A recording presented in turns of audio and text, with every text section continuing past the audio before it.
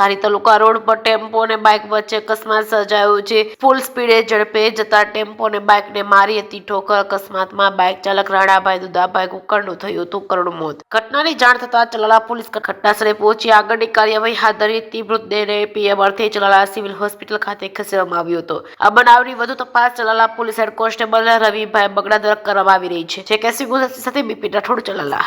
મારું નામ અશોકસિંહ તલાટીયા છે। આજરોજ કુબડાના વતની રાણાભાઈ દુદાભાઈ રબારીનું તેઓ કુબડાથી સાવરકુંડલા મુકામે જતા હતા ત્યારે ધારી રોડ ઉપર એનું છોટા હાથી સાથે અકસ્માત થતાં તેમનું મૃત્યુ થયું છે। તેઓને 108 મારફતે ચલાલા CHCમાં લાવતા ફરજ પરના ડૉક્ટરે તેને મૃત જાહેર કર્યા છે।